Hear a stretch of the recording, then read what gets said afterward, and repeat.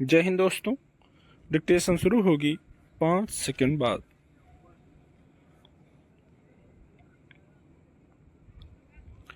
विश्व आर्थिक मंच के वैश्विक लैंगिक अंतर सूचकांक में भारत 2 पायदान नीचे खिसक कर 129वें स्थान पर पहुंच गया।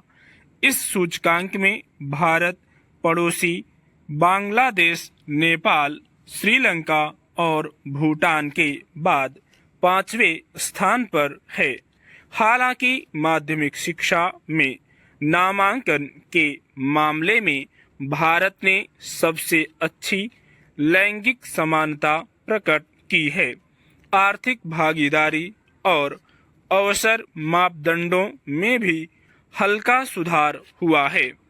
आर्थिक समानता अंक पिछले 4 वर्षों में ऊपर की ओर बढ़ा है।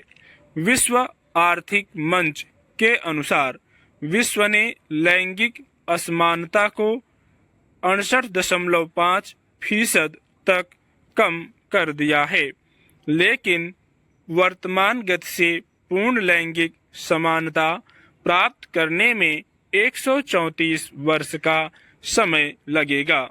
इस रपट में भारत के संदर्भ में लैंगिक अंतर सूचकांक की बात छोड़ दें तो भी यह किसी से छिपा नहीं है कि इस प्रगतिशील दौर में भी महिलाओं को कार्यस्थल पर भेदभाव का सामना करना पड़ता है। हम उन्हें जरूरी सुरक्षा व्यवस्था तक उपलब्ध नहीं करा पाते हैं। एक तरफ महिलाएं सफलता की नई कहानियां लिख रही हैं, तो यह दुर्भाग्यपूर्ण ही है कि दूसरी तरफ उन पर अत्याचार की घटनाएं लगातार बढ़ रही हैं। यह विचार का विषय है कि महिलाओं के संदर्भ में बड़ी बड़ी बातें करने वाला यह समाज इस मुद्दे पर खोखला आदर्शवाद क्यों अपना लेता है। यह दुर्भाग्यपूर्ण है कि हम अभी तक महिलाओं को सम्मान देना नहीं सीख पाए हैं, लेकिन महिलाएं हमारे इस व्यवहार से बेपरवाह हमें सम्मान देने में कोई कसर नहीं छोड़ती हैं।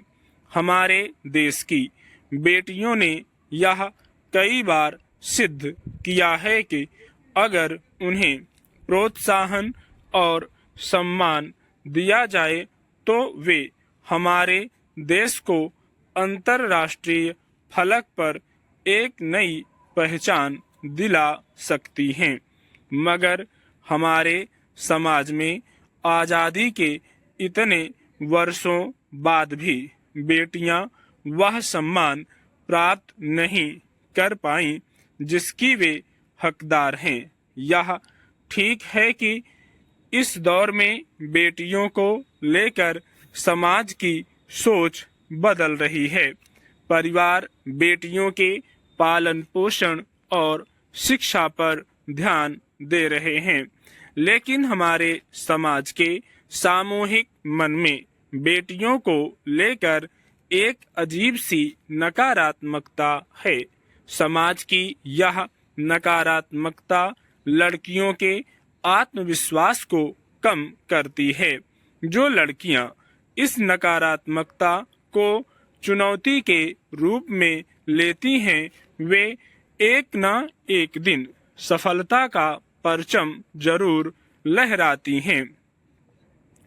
यह विडंबना ही है कि शिक्षित होने के बावजूद हम अभी आत्मिक रूप से विकास नहीं कर पाए हैं। पितृसत्तात्मक समाज में लड़कियों को रोज नई चुनौतियों का सामना करना पड़ता है। इस दौर में हमारे समाज के एक छोटे से तबके में लड़कियों को पूरी छूट दी जाने लगी है, लेकिन यहाँ उनकी चुनौतियाँ अलग तरह की होती हैं। कुल मिलाकर पितृसत्तात्मक समाज लड़कियों के लिए अनेक तरह के अवरोध खड़े कर रहा है। यह समाज इन अवरोधों के समर्थन में अलग तरह के तर्क गढ़ता है। स्टॉप।